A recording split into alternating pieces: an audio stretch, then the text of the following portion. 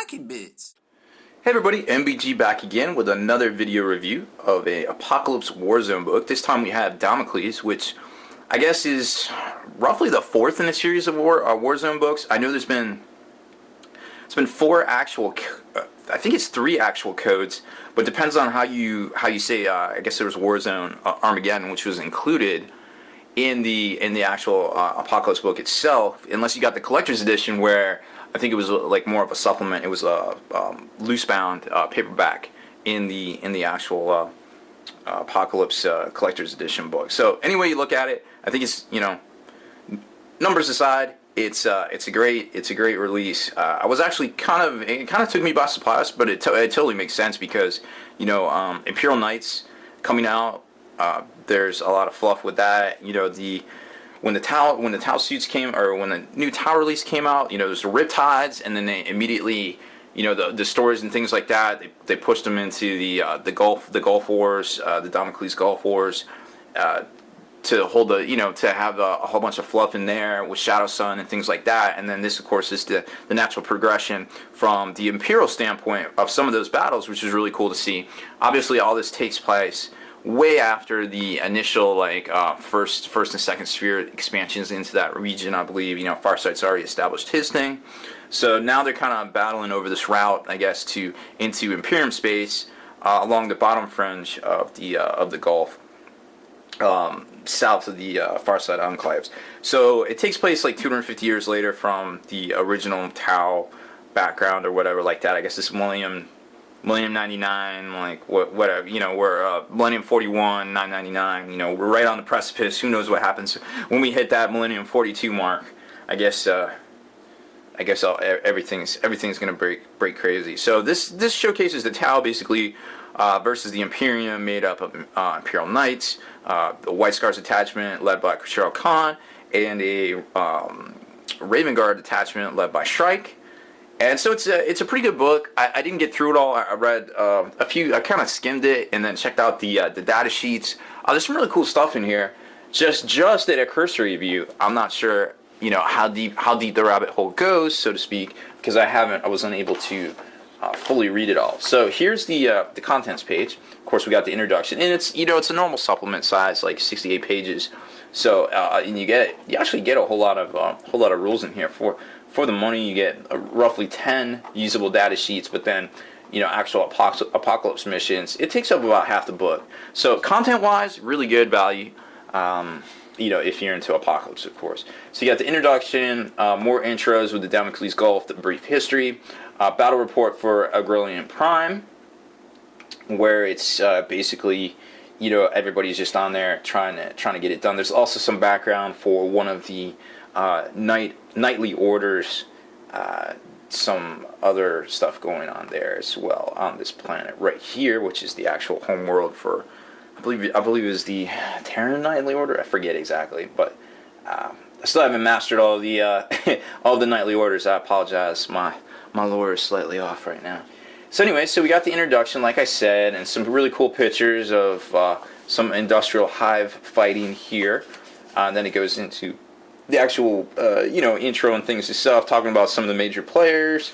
Getting to there's Primarch's Bolt, which actually has a strategic asset card in here, which is pretty cool. And then it goes on to Khosrow Khan and Shrike and all that, blah, yada yada yada, stuff we already know.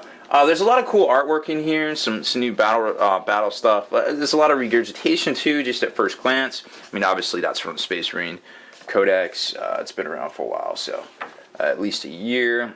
Then you kind of get into, where's this section here? Oh, I totally missed it. Okay, so we'll just hit the major sections here. So here's the actual beginning of the rules section. There's a bigger picture of the artwork that was in the actual Imperial Knights Codex. So this is where it transitions into actual usable rules right around page 30. There's a nice centerfold in here for a big battle, big Apocalypse game battle for basically all of the forces in play here, and got some a squadron of the Knights right here charging out. So I definitely would love to play on a table like this. It looks spectacular. It's always nice to play some Apocalypse, and it'd be even nicer to play on a table that big that actually has that many painted models on it. obviously a huge undertaking for a lot of people. So that's just the order of battle for both sides.